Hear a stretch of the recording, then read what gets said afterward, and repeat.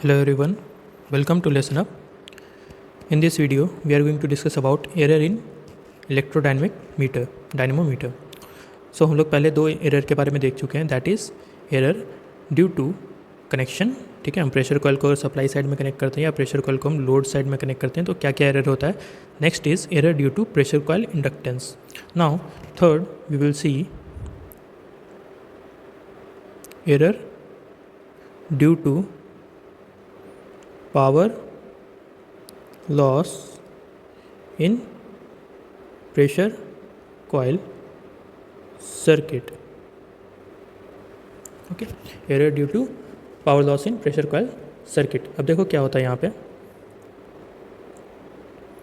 एक current coil है, ये प्रेशर कॉइल है. अगर इस वैट मीटर को हम एक लोड से कनेक्ट करते हैं, सपोज करो ये लोड है, अगर इस वैट मीटर को हम लोड से कनेक्ट कर रहे हैं और ये लोड का पावर फैक्टर कैसा है, लो. ओके, अगर हम लो पावर फैक्टर लोड से कनेक्ट कर रहे हैं then the current coil will draw additional pressure coil current. Current coil क्या करेगा, एक additional pressure coil current draw करेगा. ओके, और यहाँ पे करंट क्या होगा, आई, यहाँ पे आई पी. इस प्रेशर कॉइल करंट की वजह से यहाँ पे एक पावर लॉस होगा, right. Power loss, pressure coil में एक पावर लॉस होगा क्योंकि अगर तुम करंट का वैल्यू इंक्रीज़ कर देते हो वहाँ पे तो पावर लॉस होता है. इस एडिशनल करंट के वजह से पावर लॉस होगा प्रेशर कॉइल में. नाउ इसको हम रिड्यूस कैसे करते हैं. इसको रिड्यूस करने के लिए हम प्रेशर कॉइल्स के सीरीज़ में एक कंपनसेटिंग कॉइल लगा देते हैं और उसको हम अरेंज किस तरह से करते हैं, इस तरीके से, और उसको हम करंट कॉइल के अक्रॉस अरेंज हम इस तरह से करते हैं. तो यहाँ पे सपोज करो करंट आईपी है तो और करंट कॉइल में करंट का डायरेक्शन इस तरफ है तो आईपी का डायरेक्शन किस तरह से रहेगा, उल्टा, क्योंकि आईपी का वैल्यू कम रहता है आई से, राइट. तो जो एडिशनल करंट ये करंट कॉइल ड्रॉ कर रहा है उसको मिनिमाइज़ कर देगा. ठीक है, अभी क्या है, आईसी जो करंट कॉइल है that is equal to IC. पहले क्या होता था, that is approximately equal to IC, मतलब कि आईसी का वैल्यू आई से थोड़ा सा कम रहता था. अब क्या है, इक्वल है. तो अगर इस आई के वैल्यू को ये कम कर देगा, राइट, अगर ये आई के वैल्यू को थोड़ा कम कर देगा तो क्या होगा, यहाँ पे जो एडिशनल करंट जा रहा है प्रेशर कॉइल में, ये कुछ करंट इस तरफ अब जाएगा, करंट कॉइल में जाएगा. प्रेशर कॉइल में पहले जो एडिशनल करंट वो ड्रॉ किया था एडिशनल करंट, तो यहाँ इस करंट की वजह से यहाँ पे लॉस होगा.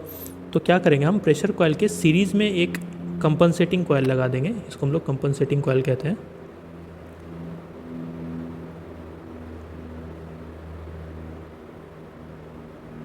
सीरीज़ में लगाएंगे और इस तरह से उसको अरेंज करेंगे कि वो करंट कॉइल में जो करंट का डायरेक्शन है उसको अपोज करे. ठीक है, तो इसके वजह से क्या होगा, देखो इस करंट की वजह से एक फील्ड जनरेट हो रहा है, सपोज करो F1, और इस करंट की वजह से एक फील्ड जनरेट हो रहा है F2. ऑब्वियसली बात है, current I is greater than IP, तो यहाँ पे जो F1 होगा वो that is greater than F2. तो अगर दोनों का डायरेक्शन उल्टा है, ठीक है, आई का डायरेक्शन इस तरफ है, आईपी का डायरेक्शन करंट कॉइल में इस तरफ है, तो अगर दोनों का डायरेक्शन उल्टा है तो यहाँ पे जो रिजल्टेंट फील्ड होगा एफ आर वो क्या होगा, कम होगा. तो अगर रिजल्टेंट फील्ड कम होगा तो ये आई का वैल्यू क्या होगा, डिक्रीज़ होगा, राइट. तो इस तरीके से हम क्या, इस कंपनसेटिंग कॉइल की वजह से हम क्या कर सकते हैं, जो एडिशनल करंट ड्रॉ कर रहा है उसको हम मिनिमाइज़ कर सकते हैं. तीसरा तरह का जो लॉस है दैट इज़,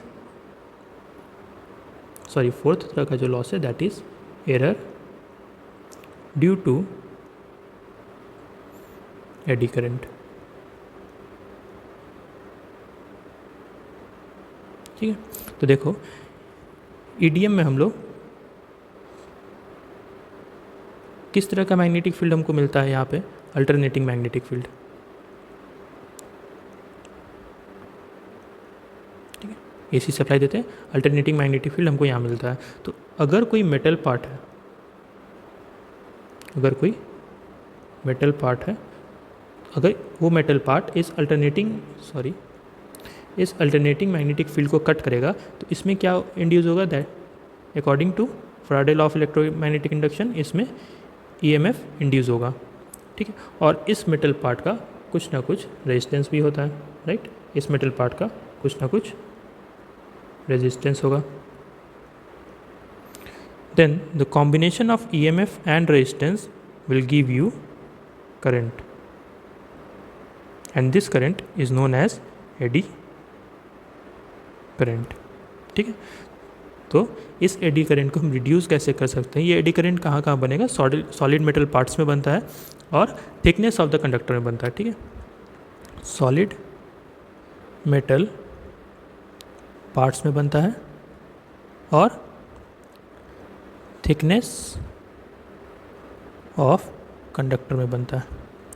तो इसको रिड्यूस करने के लिए हम क्या कर सकते हैं? स्ट्रैंडेड कंडक्टर्स का यूज़ करेंगे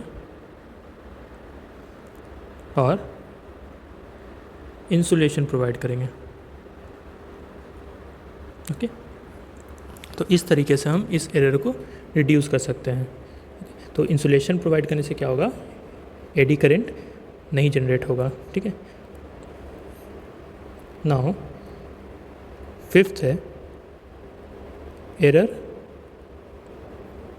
due to stray magnetic field. Stray magnetic field का मतलब, सपोज करो मेरा यहाँ पे एक ईडीएम है। ठीक है, तो इस ईडीएम में हम एक मैग्नेट यहाँ पे ला रहे हैं। ठीक है, एक मैग्नेट, स्ट्रे मैग्नेट ला रहे हैं। ठीक है, एक्सटर्नली। तो इस मैग्नेट की वजह से देखो ईडीएम का जो मैग्नेटिक फील्ड रहता है वो कम रहता है। ठीक है, लो मैग्नेटिक फील्ड रहता है। तो लो मैग्नेटिक फील्ड की वजह से क्या होगा? यहाँ पे स्ट्रे मैग्नेटिक फील्ड का इफेक्ट ज़्यादा होगा।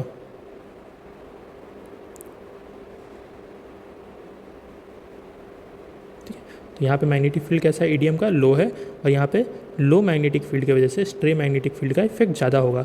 इसी के लिए हम क्या करते हैं? हम यहाँ पे एक शील्ड प्रोवाइड कर देते हैं जिससे कि इसका मैग्नेटिक फील्ड यहाँ पे इफेक्ट ना डाल सके। ओके, ये तो पहला चीज़ हो गया। सेकंड, हम लोग एक स्टैटिक अरेंजमेंट करते हैं। देखो हम दो कॉइल का यूज़ कर रहे हैं, दो करंट कॉइल का यूज़ कर रहे हैं। तो इस करंट कॉइल में जो डायरेक्शन होगा करंट का, वो इस तरीके से होगा कि इन दोनों करंट की वजह से जो फील्ड बन रहा है, सपोज करो इस करंट, यहाँ पे करंट है आई, ये करंट इस तरह से फ्लो करेगा सर्कुलरली। तो इन दोनों करंट की वजह से जो फील्ड जनरेट हो रहा है F1 और F2, अगर ये दोनों फील्ड एक ही डायरेक्शन में हो, ठीक है, अगर दोनों फील्ड एक ही डायरेक्शन में हो, तो जो मेरा रिजल्टेंट फील्ड होगा वो क्या हो जाएगा? ऐड हो जाएगा। ठीक है, रिजल्टेंट फील्ड मेरा ऐड हो जाएगा और दोनों एक ही डायरेक्शन में होगा। तो अभी ईडीएम में क्या था? लो मैग्नेटिक फील्ड था, राइट। लेकिन इस स्टैटिक सिस्टम की वजह से मेरा मैग्नेटिक फील्ड क्या हो रहा है? इन्हांस हो रहा है। तो मैग्नेटिक फील्ड इन्हांस होगा तो मेरा स्ट्रे मैग्नेटिक फील्ड का इफेक्ट क्या होगा? इफेक्ट कम होगा। ओके, नेक्स्ट है हमारा एरर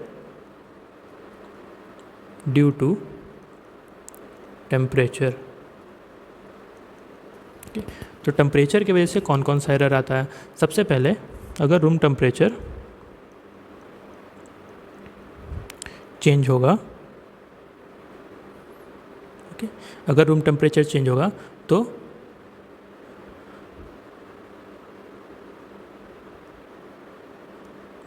प्रेशर कॉइल का रेजिस्टेंस क्या होगा?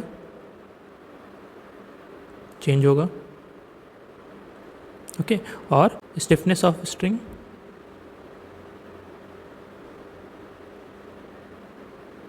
ये भी क्या होगा?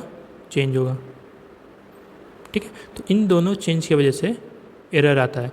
लेकिन ये एरर बहुत ज़्यादा नहीं होता है क्योंकि ये दोनों चेंजेस एक दूसरे को क्या करता है? न्यूट्रलाइज कर देता है। ठीक है, इसी के लिए temperature due to error due to temperature ज़्यादा इफेक्ट नहीं डालता है आपके ईडीएम सिस्टम में।